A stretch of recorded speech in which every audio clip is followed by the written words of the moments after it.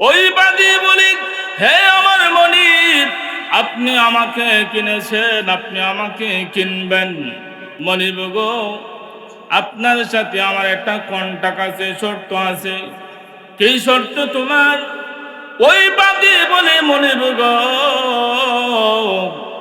আপনি আমাকে কিনবেন, কিন্তু শর্ত হলো সকাল থেকে সন্ধ্যা পর্যন্ত আপনার কাজ করব, আপনার ডিউটি করব, কিন্তু সন্ধ্যা যখন হয়ে যাবে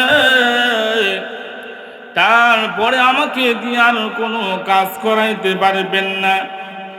কারণ সন্ধ্যার পর দেখে আমার একজন আসল মনিব, আসল মালিক আছে। ওই মালিকের দরবারে হাজিরা আমাকে দিতে হবে। সেজন্য আপনার কাছে আমার আবদার, আমাকে যেহেতু কিনবেন, তাহলে আমাকে সকাল থেকে সন্ধ্যা পর্যন্ত কাজ করাবেন, আর সন্ধ্যা থেকে আমাকে ছেড়ে দিতে হবে। কেননা আমার আসল মালিকের ডিউটি করতে হবে। মনে বলল, ঠিক আছে যাও, তোমাকে সুযোগ দেওয়া হলো। তখন সময় ওই বাদী বলতেছে, মালিক আরেকটা কাজ করতে হবে, আমাকে একটা নির্জন ঘর দিতে হবে, যেই ঘরের মধ্যে কেউ ডিস্টার্ব করবে না, আমি একা একা সেই ঘরের মধ্যে থাকবো। মালিক বলল, ঠিক আছে, তোমাকে একটা নির্জন ঘরও দেওয়া হবে। তখন সময় মালিক নির্জন একটা ঘর দিয়ে দিল। সারাদিন বাদী কাজকর্ম করে মনিবের, আর সন্ধ্যাবেলা যখন হয়ে যায় তখন সময় ওই বাদী ওই ঘরের মধ্যে চলে যায়। ওই মনিব একদিন মনে মনে ভাবলো, বাদী তো প্রতিদিন ওখানে যায়, একা একা করে কি, তা এটা দেখা একটু দরকার আছে। ওই মনিব তখন সময় দুনিয়ার মনিব যাইয়া দেখে ওই বাদী সেজদায় পরে আল্লাহর কাছে বলতেছে, হে প্রভু, সারাদিন মালিকের, দুনিয়ার মালিকের কাজকর্ম করার কারণে সারাদিন দুনিয়ার যেই মনিব আমার আছে, দুনিয়ার মধ্যে আমার যেই মালিক আছে, ওই মালিকের ডিউটি করতে হয়।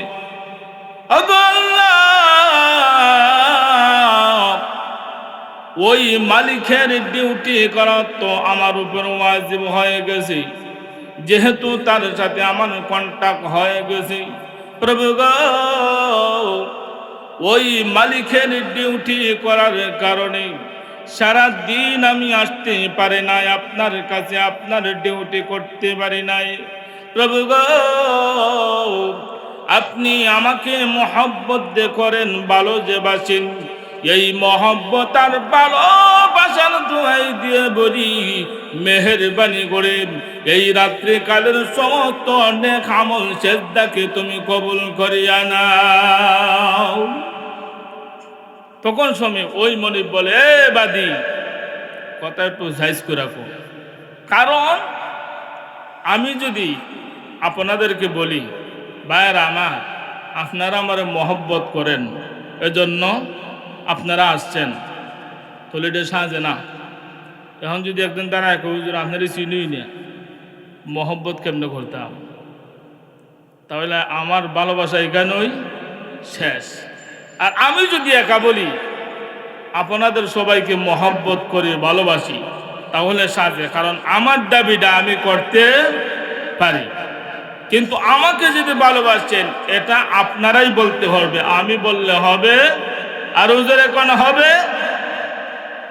দুনিয়ার মনিব বলি, হে বাদী, ভালো করে শোনো, কথা একটু সিস্টেম করো, সাইজ করে কও।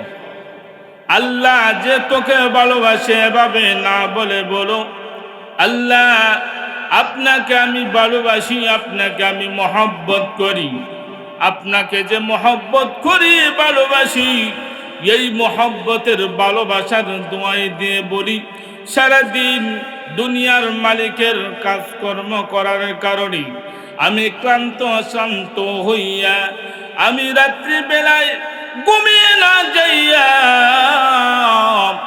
আপনার মনিবের দরবারে আমি এসে পৌঁছে গেছি।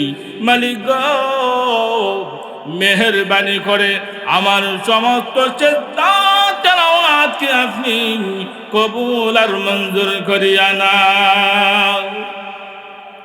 এই কথা যখন বলছে, বাদী ডাক দিয়া হয় না, আমি যেটা কইছি এটা ঠিক আছে। বাদী কি কন, আমি যেটা কইছি এটাই ঠিক আছে। কিভাবে ঠিক আছে? হে দুনিয়ার মালিক শুনো, আল্লাহ যদি আমাকে মহব্বত না করতেন, না ভালোবাসতেন, তোমার টাকা পয়সা সব কিছু আছে, সারাদিন স্যান্ডেল আর জুতা লাগাইয়া চশমা লাগাইয়া ঘোরাও, আর আমি সারাদিন তোমার দরবারে কাজ করার পরেও আমি ক্লান্ত শ্রান্ত হয়ে আমি দুর্বল হওয়ার কথা, কিন্তু সারাদিন তোমার কাজকর্ম করার পরেও আমি ক্লান্ত শ্রান্ত না হইয়া, দুর্বল না হইয়া আমার মালিকের দরবারে আমি হাজিরা দিয়েছি। এই কথা শোনার পরে মনে দুনিয়ার মালিক বাবার বেড়ি তো ফিরানি আবার কম না, বেডি ফিরানি, বেডি যদি বাঁধিও হয় ফিরানি কি বালায়। তখন সময় আবার শুনে ওই বাদী বলতেছে, এই বাদী ডাক দিয়ে আল্লাহরে বলতেছে, হ্যাঁ প্রভু, আপনার সাথে আমার একটি সিদ্ধান্ত ছিল, আপনার সাথে আমার একটি কন্ট্যাক্ট ছিল। প্রভু গো, আপনার সাথে যে আমার সম্পর্ক, মহব্বত, ভালোবাসা, এই মহব্বত আর ভালোবাসা দুনিয়ার কোনো মানুষ যেন না জানে। কারণ দুনিয়ার মানুষ যদি আপনার সাথে যে মহব্বত, ভালোবাসা পৃথিবীর মানুষ যদি জানে, তাহলে আমাকে ডিস্টার্ব করবে। দুনিয়ার মধ্যে যারা পীর মাশায়েখ আছেন, তারা চান আল্লাহর সাথে তাদের যে মহব্বত, ভালোবাসা পৃথিবীর মানুষ যেন না জানে। কেন না? মানুষ জানলে মানুষের পিছনে দৌড়ায়, তেলের লাগা, তাবিজের লাগা আর পানির লাগা। ওই বাদী বলে, হে প্রভু, এই মহব্বত, আপনার সাথে যে ভালোবাসা দুনিয়ার মানুষ যদি জানে, তাহলে আমাকে ডিস্টার্ব করবে, আমাকে তোমার সাথে মহব্বত, ভালোবাসা থেকে বিরত রাখার চেষ্টা করবে।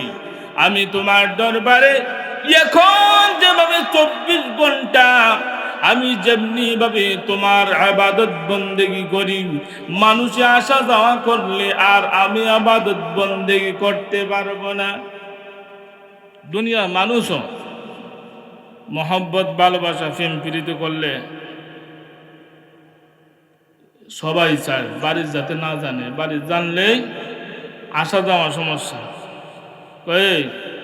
কেউ জানে না জানো, যদি জানে তাহলে তোমার সাথে সাক্ষাৎ করার আর সুযোগ, আর ওদের এখন সুযোগ নাই। জানেন এই সমস্যা পরে আর তোমার আমাদের গড় তালা দিয়ে রেখে দিব দুনিয়ার হাইসিয়তে যেটা। বাইরে আমার, তাহলে রক্ত করে শুনুন। ওই বাদী তখন শুনে বলি,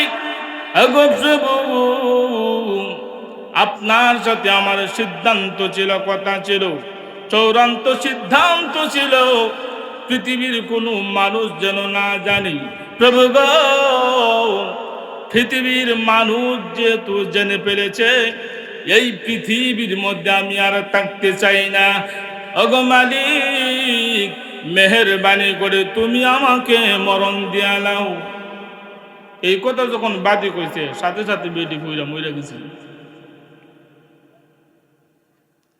এই মহিলা যখন এভাবে মরছে, আল্লাহর মহব্বত, ভালোবাসা নিয়েই বলছে। আমরা বলি মাঝে মাঝে মরার কথা, কিন্তু আমরা যেটা কই এটা মন থেকে কই না, এটা উফরে দিয়া। একবারটা পাহাড় জঙ্গলে কাজ করে, ওই আল্লাহ সারাদিন জঙ্গলে লাকড়ি কাইটা আর এগুলা বেচা কোনোদিন বেশি কোনোদিন বিক্রি হয় না, কেউ নেয় না। সংসারটা চালাইতে একবারে আগুনে তেজপাতা হয়ে গেছে গা। আজরাইলে কত মানুষ দেখে, আমারও দেখে না নি। আল্লাহ কয় আজরাইল একটা সালাম দিয়ে দেয়, বেটা জঙ্গলে যাওয়ার সময় একটা সালাম দিয়ে দেয়। আজরাইল দেখো আসসালামু আলাইকুম।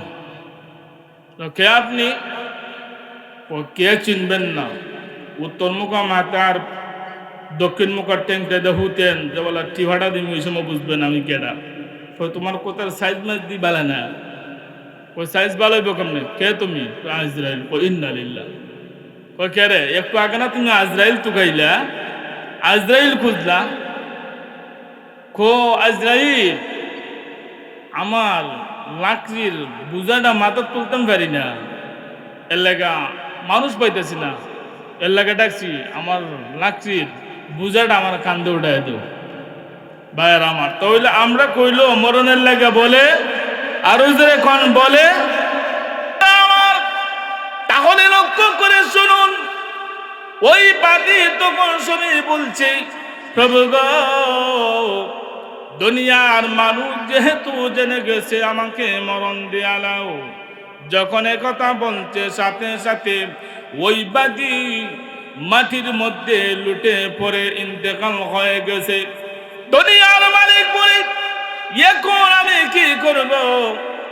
ওই মহিলার ওই বাদীর কাফন দাফনের ব্যবস্থা করতে হবে। ওই মহিলার ওই বাদীর কাফন দাফনের ব্যবস্থা করা দরকার। ওই মালিক তখন শ্রমিক বাজারের মধ্যে চলে গেছে কাফন দাফন সবকিছু কমপ্লিট করার জন্য। বাজার থেকে কাফনের কাপড় নিয়ে আসি, কাফনের কাপড় নিয়ে যখন আগমন করেছে, আগমন করে দেখে যেই বাদীকে রেখে গেছিল সে যেন সুন্দরভাবে ওই বাদীকে গোসল করাইয়া এমন এক কাপড় পরাইয়া, দুনিয়ার কোন সাধারণ কাপড় নয়, দুনিয়ার কোন মার্কিন কাপড় নয়, জান্নাতি রেশমি কাপড় দ্বারা ওই বাদীকে সুন্দরভাবে কাফন দ্বারা প্যাকেটিং করে কে যেন সুন্দরভাবে সাজায়া রেখে দিছে। এই অবস্থা দেখার পরে বাবা রে, এই অবস্থা কিটা? আমি গেলাম কিসের জন্য আর দেখলাম কি? দেখে ওই লাশের উপর, বাদীর লাশের উপর একটা কাগজের টুকরা, আর কাগজের টুকরার মধ্যে একটা আরবি লেখা। বলবো কি লেখাটা? আরো জোরে খান বলবো লেখা, আলা ইন্না আউলিয়া আল্লাহি লা খাউফুন আলাইহিম ওয়া লা হুম ইয়াহজানুন।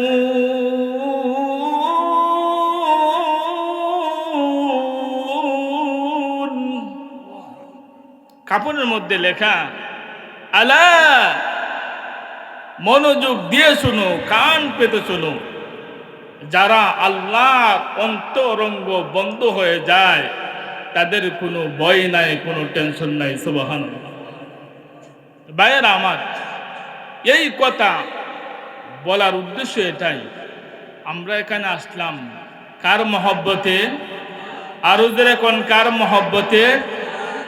একমাত্র আল্লাহর মহব্বতে। আল্লাহর মহব্বত, আল্লাহর ভালোবাসা যদি হৃদয়ে কলবে থাকে, দুনিয়ার কোনো কাজকর্ম কিছুই আর ধরে রাখতে পারে না। কারণ তার কলবে, তার ভিতরে একমাত্র মালিকের মহব্বত আর ভালোবাসা।